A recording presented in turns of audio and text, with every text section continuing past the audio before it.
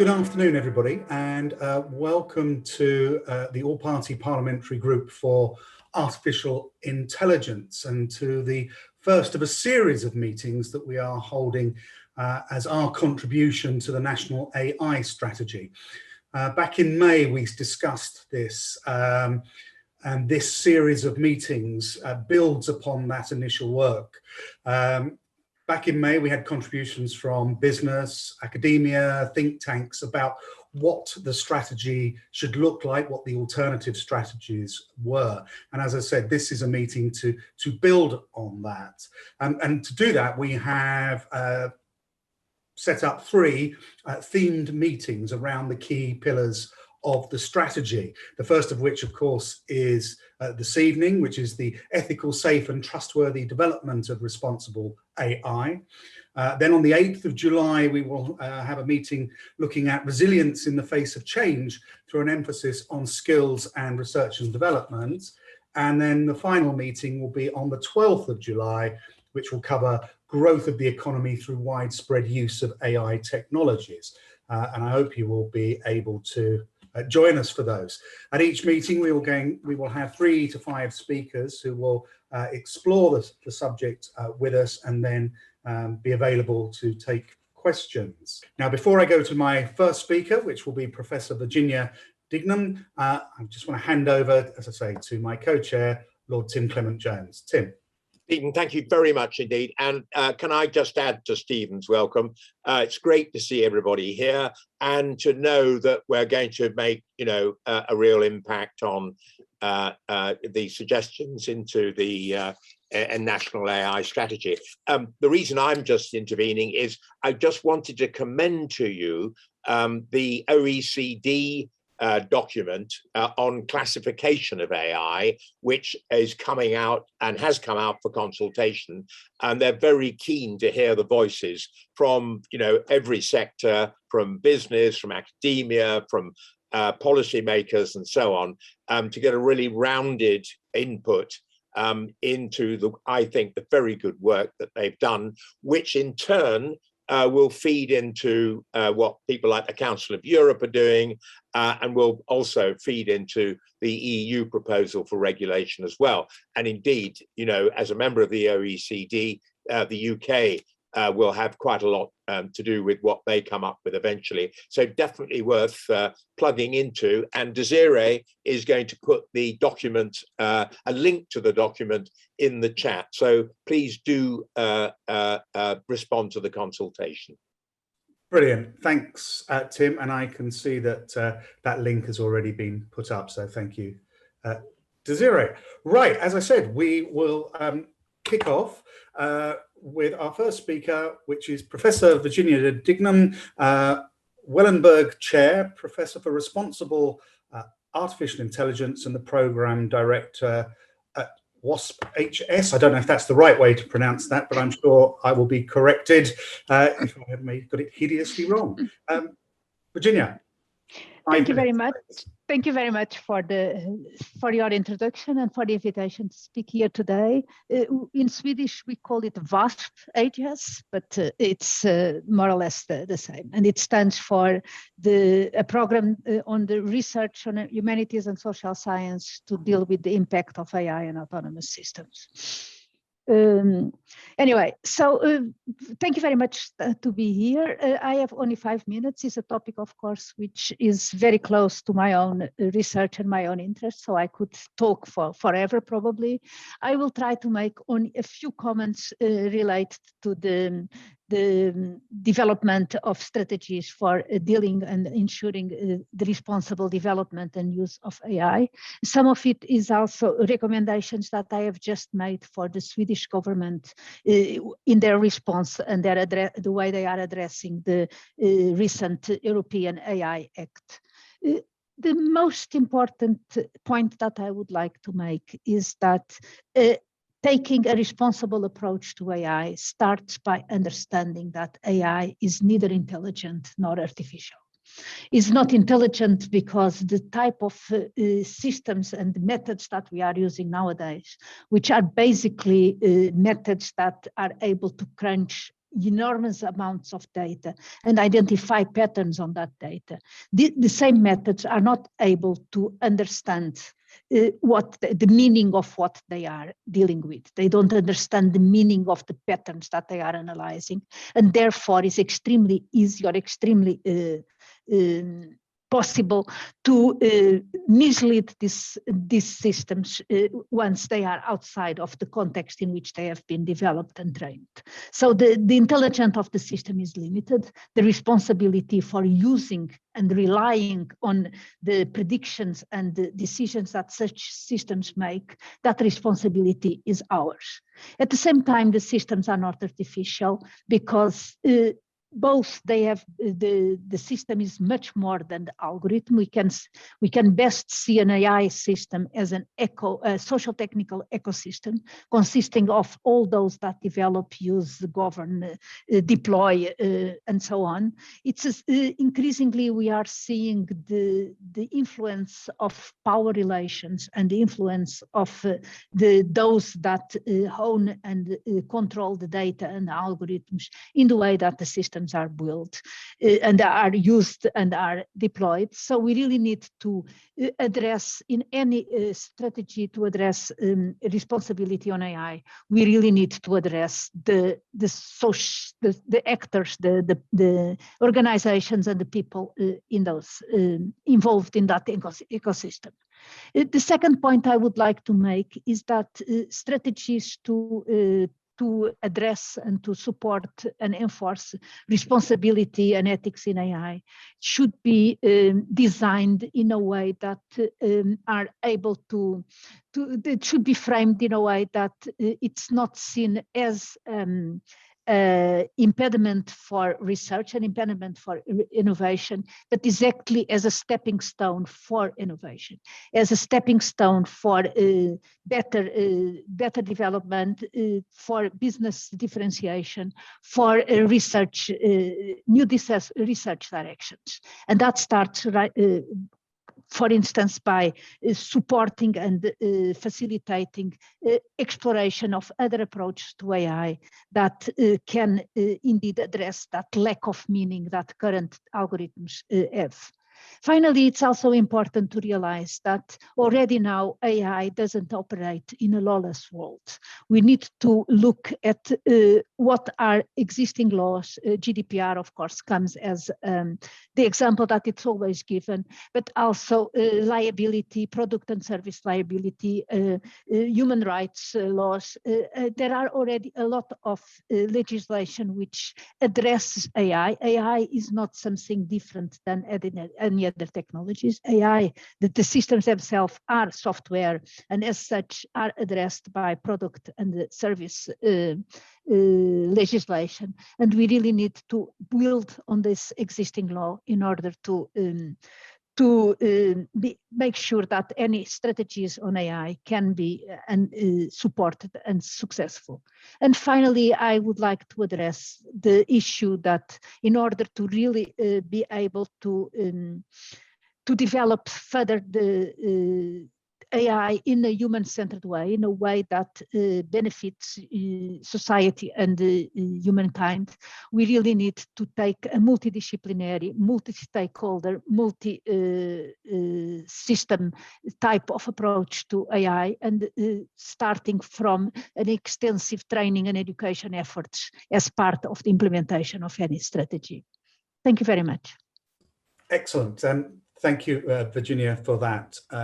Very informative presentation and a sort of a demystification of AI and putting it back where it belongs in the context of everything else that's happening in the world. So I think that's a really good and useful start. I'm sure that stimulated some questions. If I can invite people to add their questions to the chat, which we will come to at the end. But in the interim, I'm just going to ask Tim if he had a very quick question. Tim? Yes, I mean, very interesting, Virginia, because you clearly see that there is, it isn't a big conflict between actually, in a sense, having an ethical system and having innovation as well. But if there was one, and you also recognize that there's quite a lot of existing legislation around AI, but if there was one thing that you thought was necessary in terms of regulation, what would that be?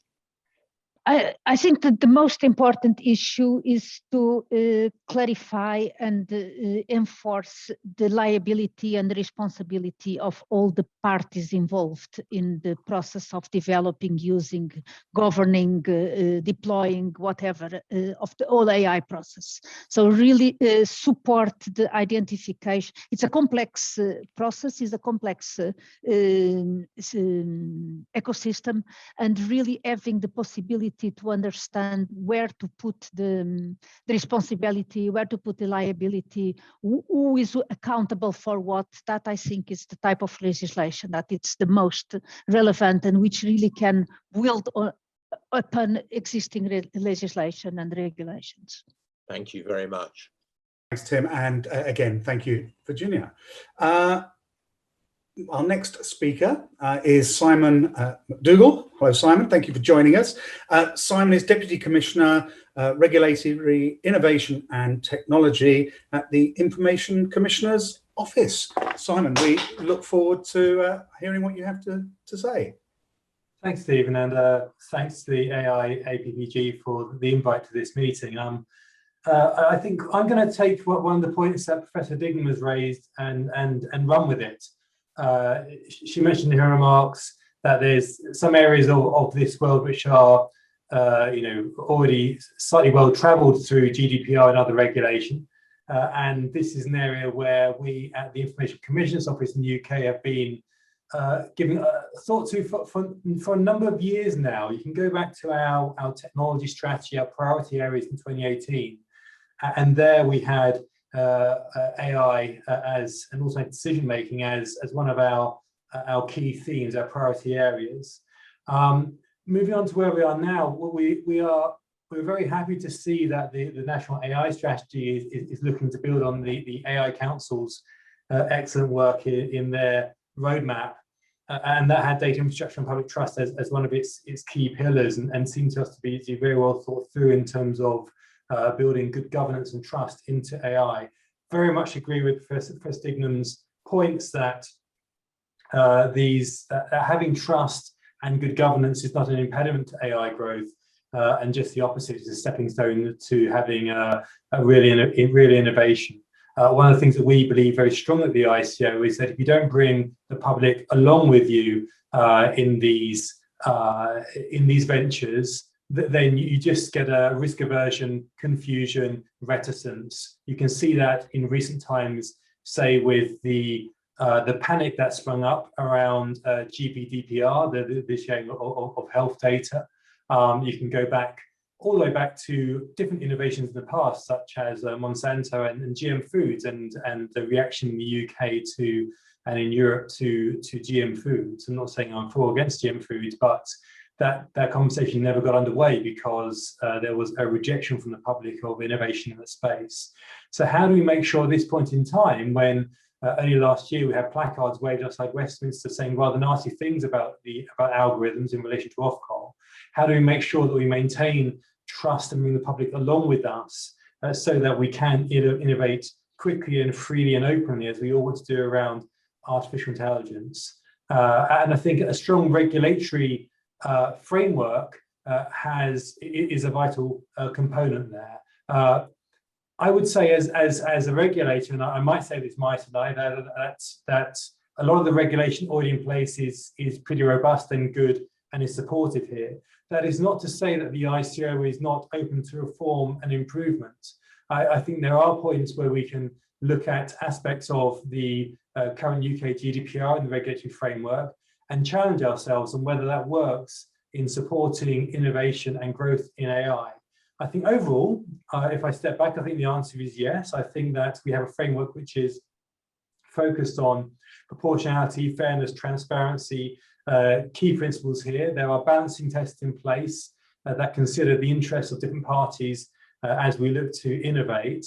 I do think there are aspects that we can challenge ourselves on. I would look at the current UK GDPR framework for automated decision making, and I think that can be reviewed in the light of we should challenge ourselves on when it is right to have a human intervene in the process, but also when actually I think an over-reliance on human intervention by itself can be a false comfort.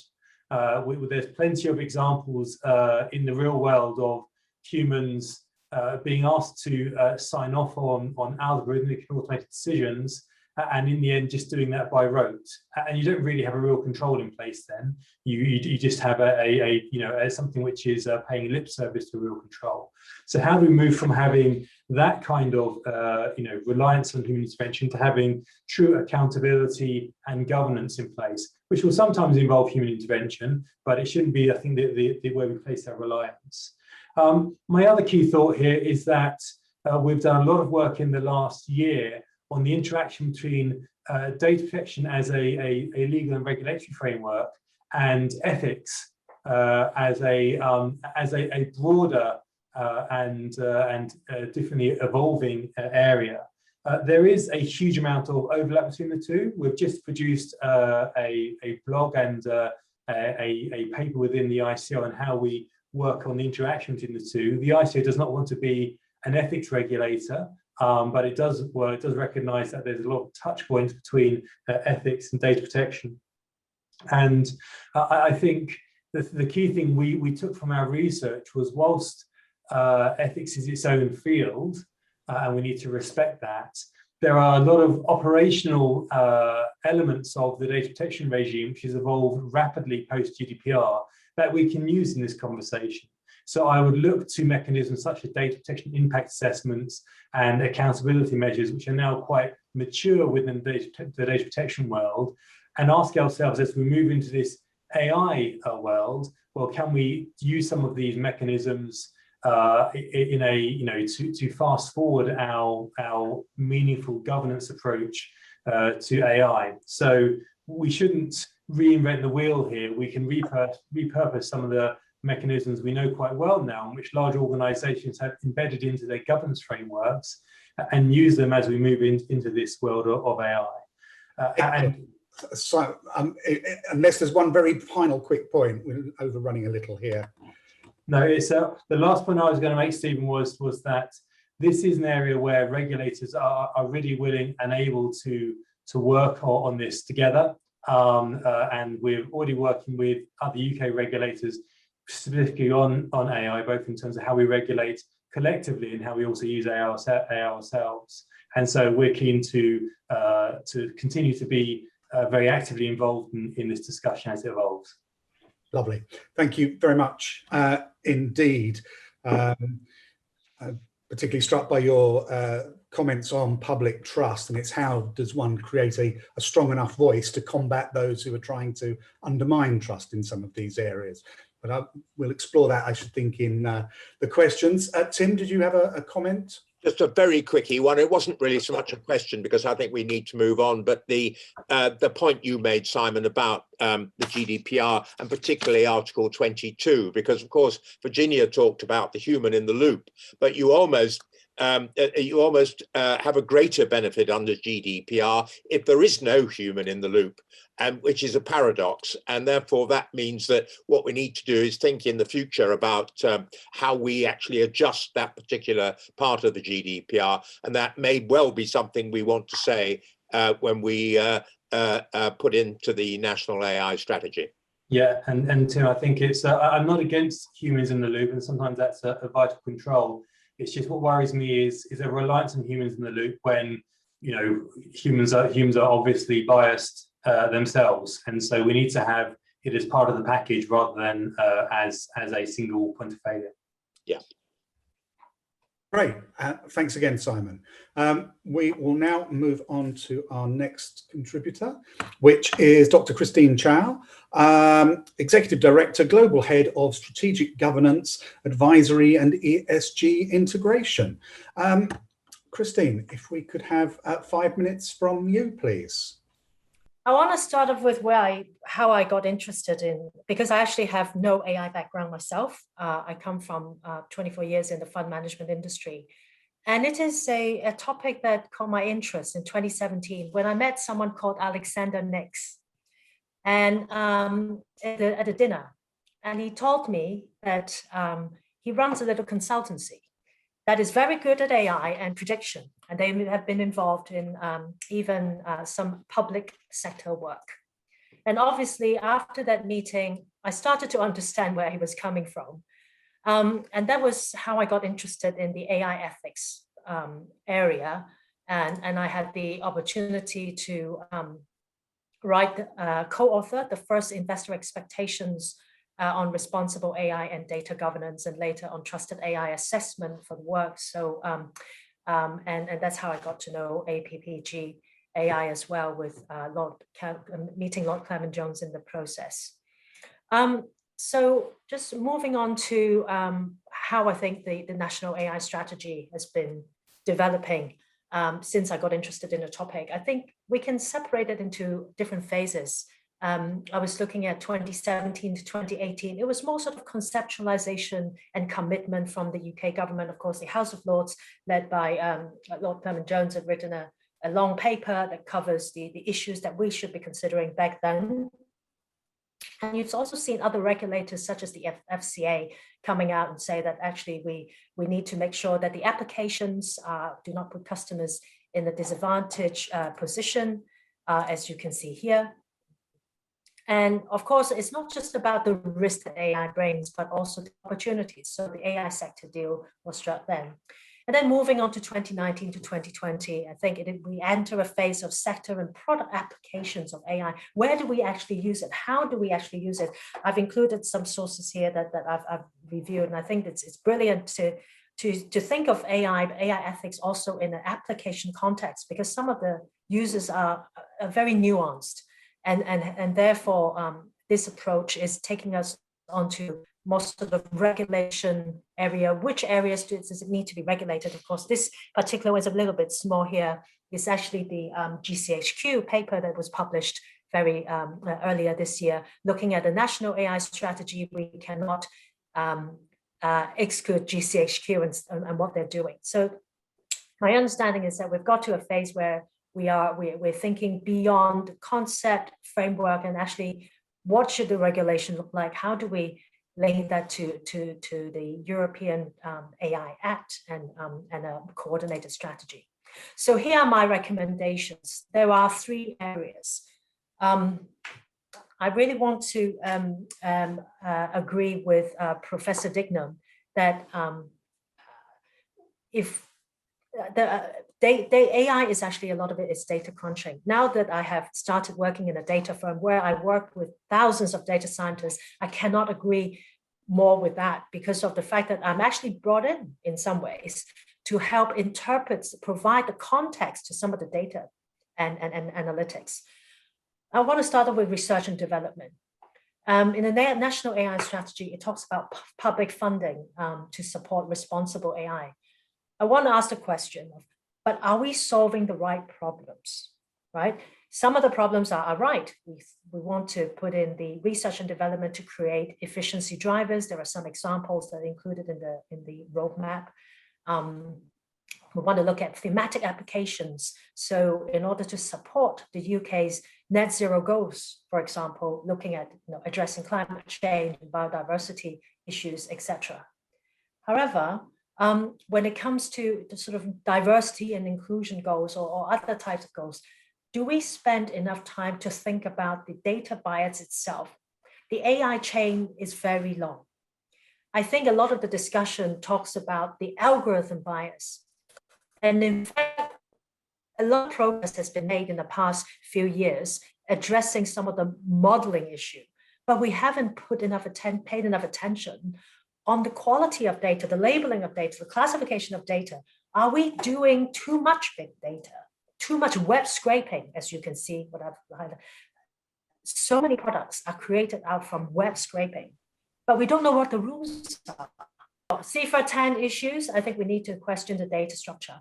What we can do better is the data governance. UK always lead on stewardship and corporate governance. What we can think of is to build on that foundation that we have in order to strengthen the governance of data. And finally, my final point is that I think the AI roadmap is very light on human rights impact, and it's quite silent on human capital applications. People analytics monitoring at work.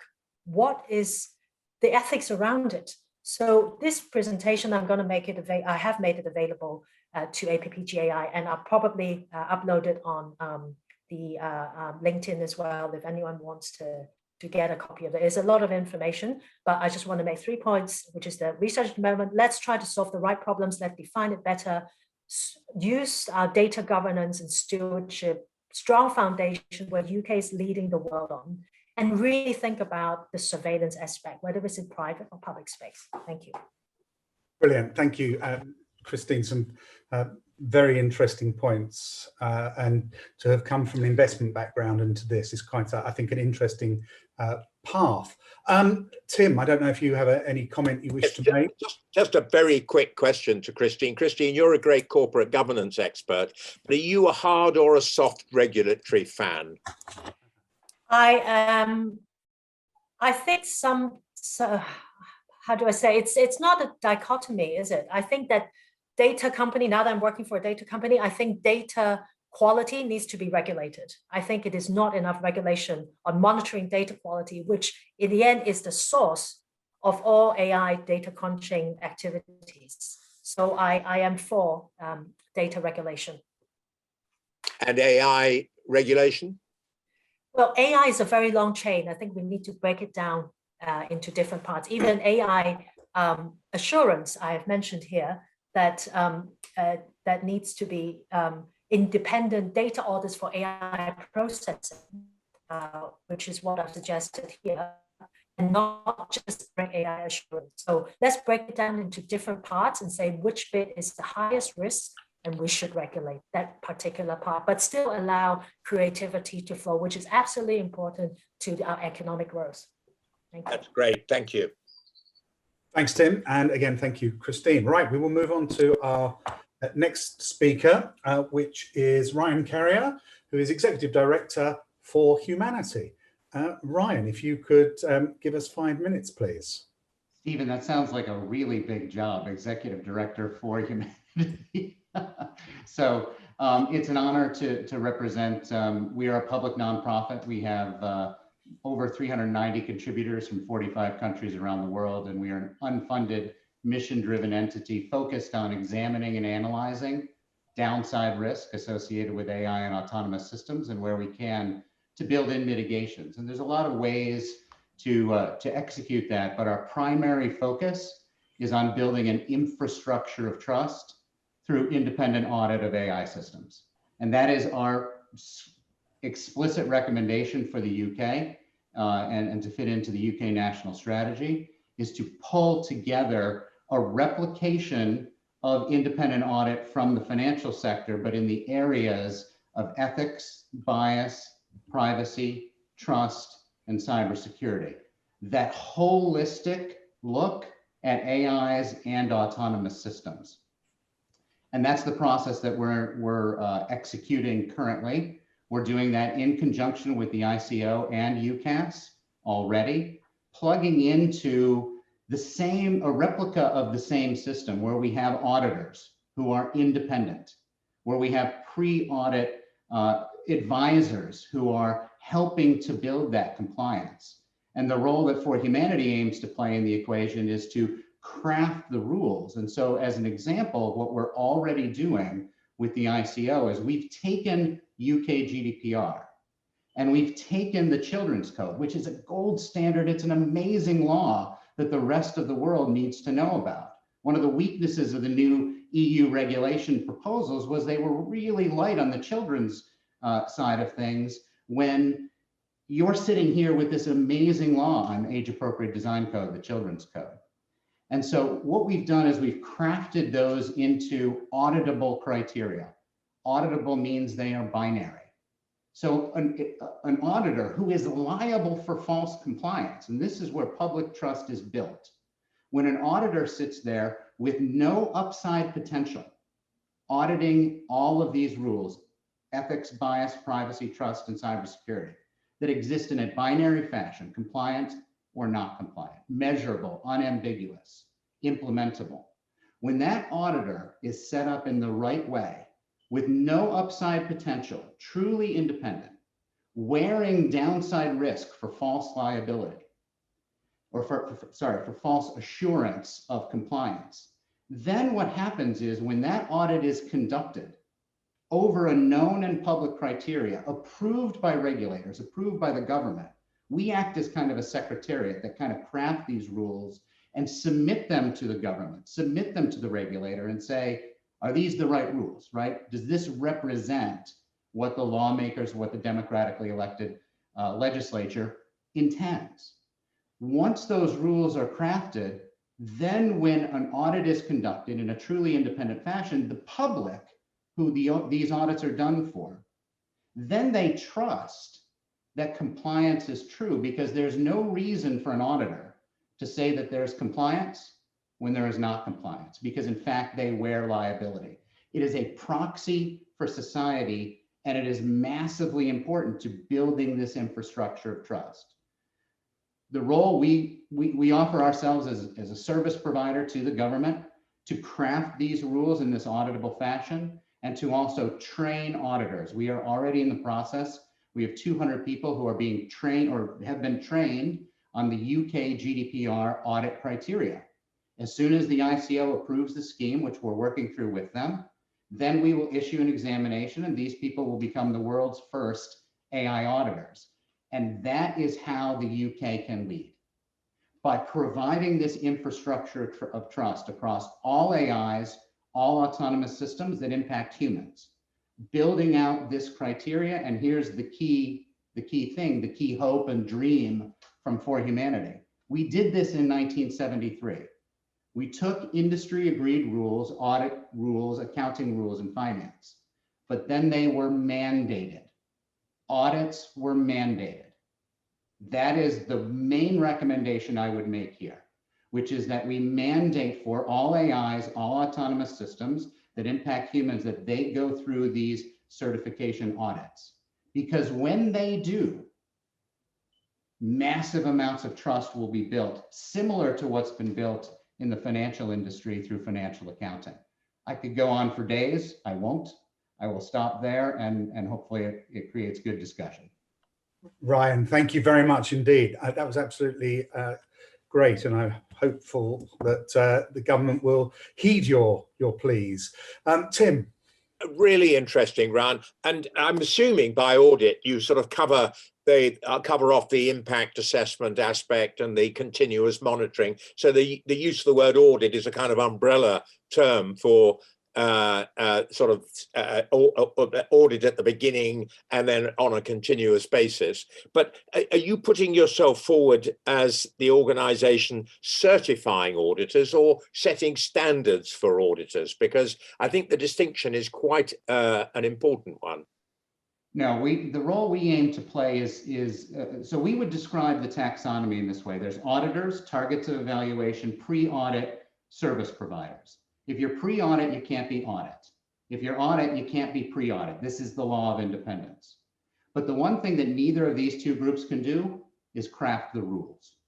We aim to craft the rules on behalf of humans built into the rules. However, we have no power, no authority, and we don't want any. What we want to do is be able to work with governments and regulators and say, here's the rules. Are we good? And you can say, nope, go back and do the work, which the ICO has done. We got feedback from the ICO in these two schemes. They said, you got to make some changes. We're working on that. We're going to come back and we're going to say, are you good? And eventually they're going to say, yep, we're good. And then we're going to step back and we're going to work with UCAS. UCAS will accredit all qualified auditors to provide these certifications. We will license this scheme to every qualified entity on the planet. They have to be qualified, and what that means is they have to be trained in how to do the certification scheme. That's the role we would aim to play. There's a document I posted in the chat called Roles and Responsibilities that lays out all of these features: UCAS, ICO, government, auditors, pre-audit service providers, highlights all these details. That's great, Ron. Thank you. Brilliant. Thank you very much indeed. And we now move to our final speaker, which is Caroline Gorski, who is Group Director, R2 Data Labs at Rolls-Royce. Caroline, please, can we have 5 minutes on your thoughts on this issue? Sure, thank you, Stephen, and thank you, Tim, and thank you, everybody, and the opportunity to talk. I'm very grateful for. Also, thank you to the previous panelists. Almost everything you've said, I've scribbled down frantically because I've agreed with enormous bits of it. So yeah, really pleased to hear from you all. I head up Rolls-Royce, as in when I say Rolls-Royce, I mean the energy and power systems people, not the luxury car manufacturers, just so that everybody's really aware. But I head up Rolls-Royce's Artificial Intelligence and Data Innovation Unit, which is called R Squared Data Labs. We have been working in advanced data analytics over the past 30 plus years, particularly in using data to predict the health of complex machinery as it's used across its operating life. And for the last decade, we've been using machine learning and various iterations of artificial intelligence algorithms and models to do that predictive machinery health maintenance in what is a space in which AI is not only impacting on human beings in the context of their digital lives or in the context of the fairness of decisions that might get made about things like credit scoring or exam grades, but in a context in which artificial intelligence touches up against the physical impact of complex and highly dangerous, in some instances, technology, and how that provides services such as keeping people in the air when they're flying on planes. That experience, and as we think as a large industrial about the applications of artificial intelligence in an industrial context, so here thinking specifically about the places where AIs might step into processes previously human managed or driven processes which have that direct physical contact with end customers, we really wanted to reflect on how we took that work forward, both ethically and in a trustworthy sense. And one of the things I wanted to reflect on, and I've heard from other speakers here, is when I led the team to think about what it meant to move forward into being an AI business for Rolls-Royce, we recognized that differentiation for commercial organizations such as ours from AI really only comes from two things. One is how well engineered, accessible, bias-free, reliable, and comprehensive is your training data, because frankly, that is the thing, that is the gold standard against which your developments need to be built. And the second is how AI capable are your operations? Can your human intelligence actually adopt, deploy, and operate synergistically with your artificial intelligence? Because if you don't have trustworthy inputs in your data systems, in your training data sets, then you can't trust the outputs of your algorithms. And if you don't have AI capable operations, then you can't deploy in order to extract value from the work that you've done. For us, deployment of AI in the physical world, particularly in safety critical systems, doesn't require only ethics, but also trustworthiness. And it needs clear procedures that can enable innovation to move forward with both experimentation and risk mitigation. And so in December of last year, we published on an open source basis what we call the Alethea framework, which is our actionable proceduralizable framework, which allows the development of artificial intelligences for industrial purposes to be validated both as trustworthy and ethically compliant. Brilliant. Concise and insightful. So thank you very much indeed for that, Caroline. Tim. Well, precisely the point where Caroline finished, I just wanted to pick up, because the Alethea framework that you developed, it has such a broad application that I was going to ask you, Caroline, whether you had been distracted from your mainstream job because of the success of the ethical and trust framework that you had developed, which is very powerful. I can say to this audience, we used it unashamedly in putting together a framework for trustworthy AI in education, for example. Yes, well, it's a very good question. And since we launched the framework in December, we've had conversations, obviously, in the context of education with yourselves, but we were also in conversation with the medical profession, looking at how you can translate Alethea into producing trustworthiness guidelines for using radiation oncology mapping. For example, we're in discussions with the recruitment profession about how you can use the Alethea framework to mitigate for bias in CV sifting.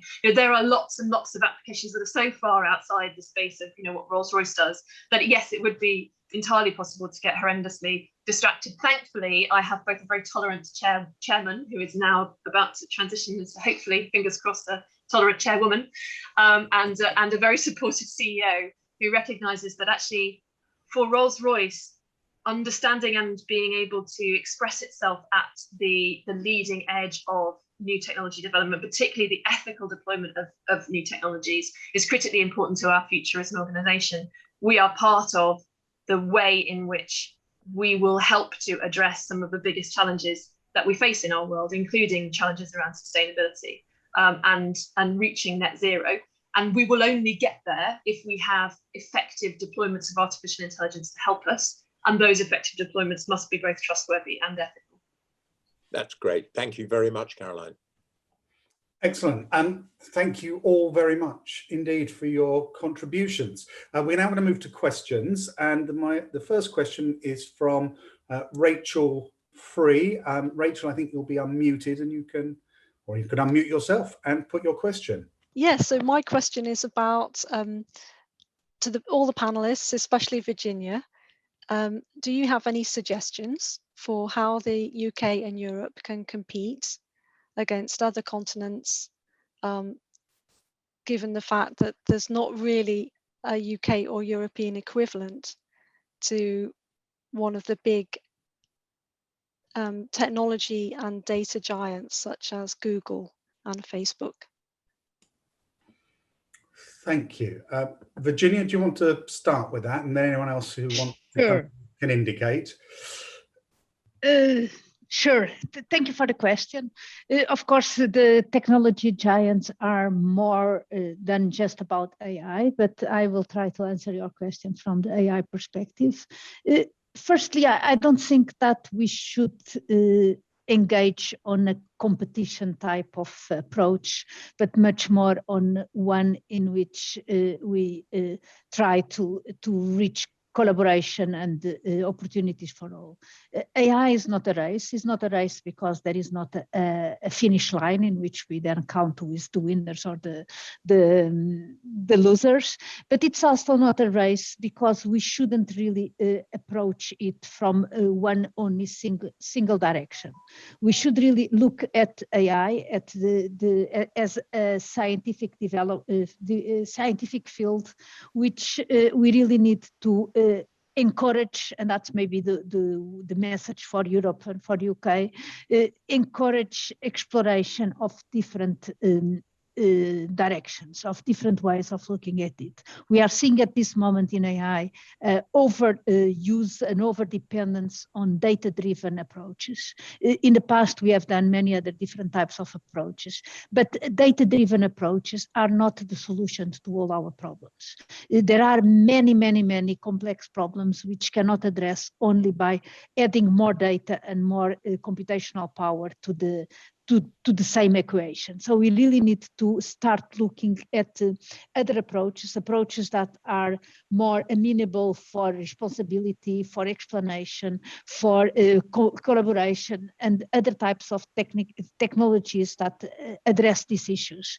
So in a sense, I think that if there is an answer to your question, is one in which we really have to encourage different ways to do and to realize artificial intelligence methods that are not only based on the exploration and I think that actually Christian also addressed that. It's not only just about adding more data and using only the existing data, but really looking at other ways that can achieve the intelligence that it's not there, the meaning, the background, the common sense that these systems don't have, and which need to be done by other types of approaches.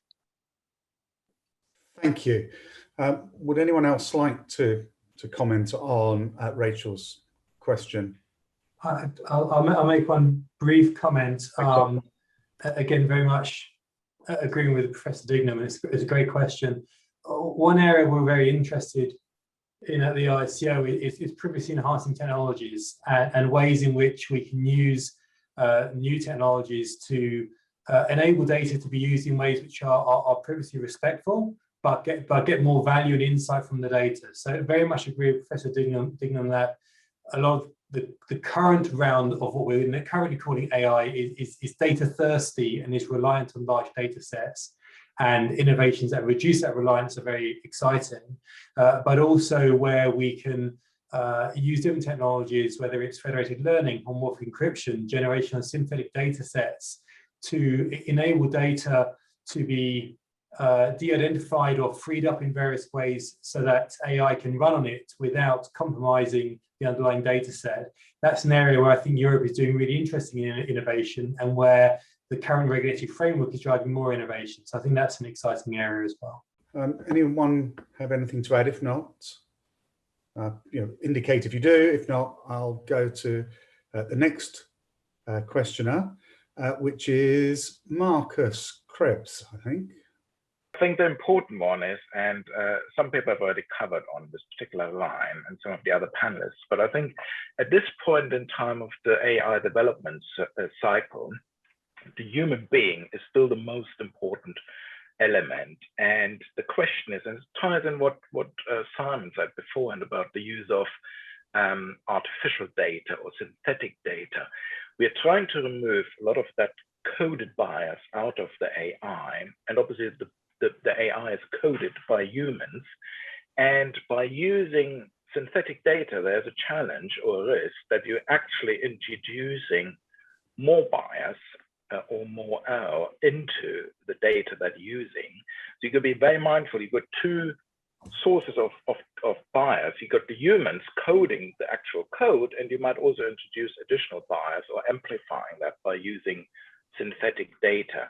I'm not sure how you can address that. There's better people in the room. For instance, Patricia, she's well versed, and obviously Ryan and some of the For Humanity people. But that's very, very important to remove this coded bias from AI, because otherwise the AI will impact the decisions by its decisions to humans, and because it's so scalable and so rapidly implementable, any error will also be amplified massively across For Humanity potentially. So that's the only thing I would say. I haven't got the solution to address it, but it's a risk that's right at the front of my head. So thank you for the opportunity.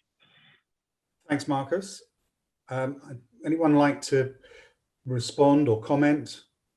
I feel I very much agree with Marcus's point there. One of the risks around synthetic data is that when you first hear about it, you think, gosh, this is a silver bullet, and the phrase synthetic data is very attractive, but synthetic data does not magically appear from the ether, and it is normally generated from looking at existing data sets, and if you're not careful, you just pull all the bias from the existing data set into the synthetic data set. So there are risks in how you go about that.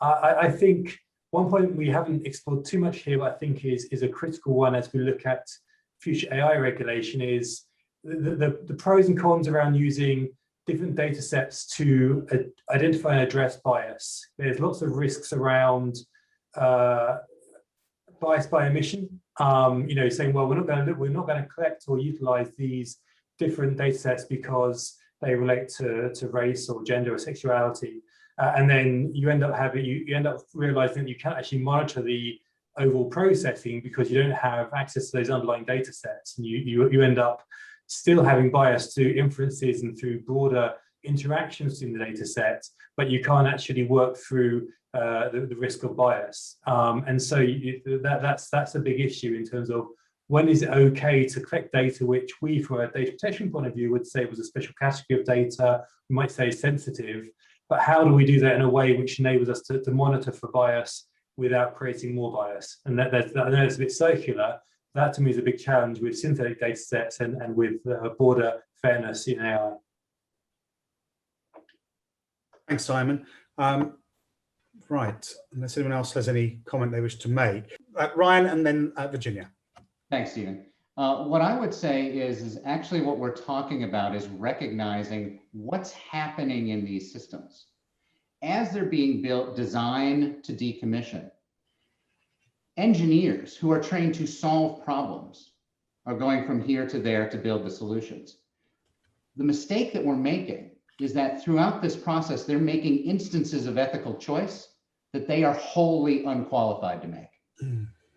Completely unqualified, not trained, no background. They make these choices, and it implies an ethos. And so what we do through the audit process is extract these instances of ethical choice, and we put them where they belong, with a trained ethics committee who are responsible, plugged in, standing, and accountable directly to CEOs to evaluate key questions. We are building amazing laws, but some of these laws are so gentle and delicate and nuanced, like the well-being of the child in the Children's Code. And you can't rely on an engineer who's not trained to evaluate the well-being of the child to make those decisions. You need people who are trained at the ethics committee to operate on, are we balancing the well-being of the child vis-a-vis the interests of the entity? So building in ethics committees that are accountable, responsible, well-trained, with great expertise will go a long way when it's required, when it's mandated, when it's compulsory, and when it's audited and checked and reviewed.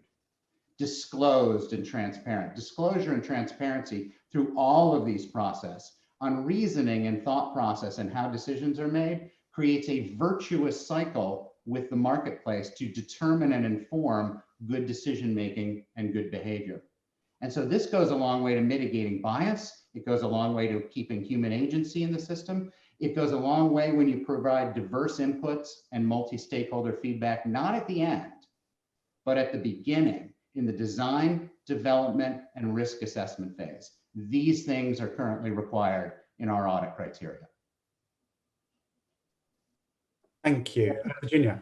Yes, I fully agree with Ryan that we should look at the processes and rather than at the data. Data is by definition synthetic, and data is by definition biased. We cannot take the bias out of the data without really taking the data out of the equation. Data is not a raw material, and data is constructed, is built, is collected, is decided by us. So every time that someone decides to collect data about color and not about sound, or data about temperature and not about smell, you are making a decision, and these decisions are biased towards what we think it's the data that is more important for a certain type of situation. So we cannot really take bias out of the data, and data is synthetic because it's something that we construct. It doesn't exist in the world. It's a reflection of the world, and is a reflection that is based on the criteria that are determined by people. At the same time, we people are biased because biased is the way that we have to survive, to select between many different types of options and to be able to exist and to make these decisions. So it is difficult, and it's kind of a no-win situation if we fix ourselves in the impossible quest for unbiased data or for data that is pure in its sense. So I do fully agree with Ryan that we really have to look at the processes, have to look at the stakeholders, at those involved in the process, because data is always a product of the process and not a starting point. Thank you. Excellent, thank you. We've only got about 2 minutes, so let's go to Chris Holmes. And Chris, your question, if you could keep it quite tight. I'll be extremely quick. Virginia said that it's not a race. Well, agree as such, but certainly there is a heck of a lot of winner takes all. So is ethical AI potentially not only the right thing to do, but a potential competitive advantage for the UK in this space? Thank you. Thanks, Chris. Who would like to? I'll take a bash at that, Stephen, given that I guess represent a commercial entity. Absolutely.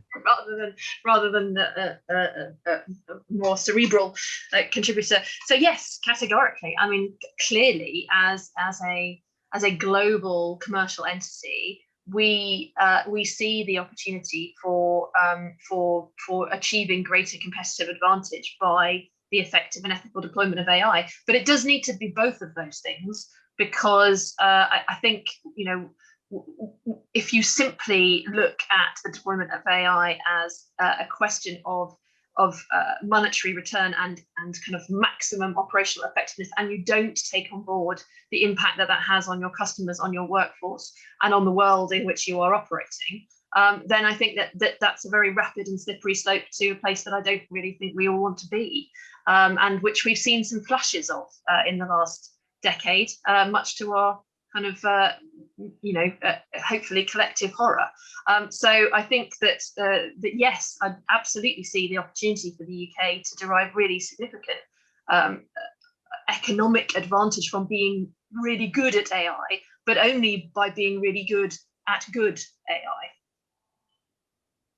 Brilliant. Thank you very much. It is 5:30 now, so I'm going to hand over to my co-chair, Tim Clement-Jones, to wrap things up. Tim.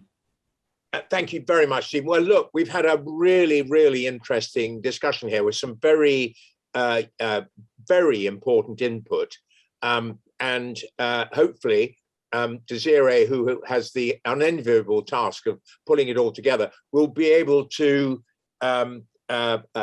make sure that we actually distill this, because, you know, between commercial and the sort of things that Caroline was talking about, Virginia's approach. I mean, I don't think you can actually really distinguish very much between the different ethical approaches. I think we're going in the same direction.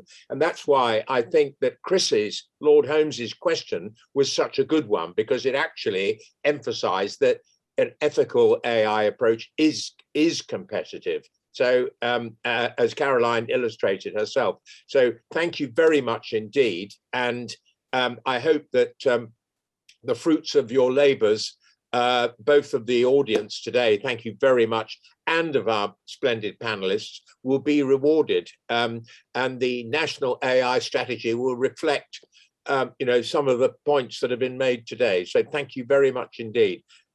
Brilliant. Thank you, Tim. And of course, as ever, thank you to the Big Innovation Centre, who act as the APPG Secretariat.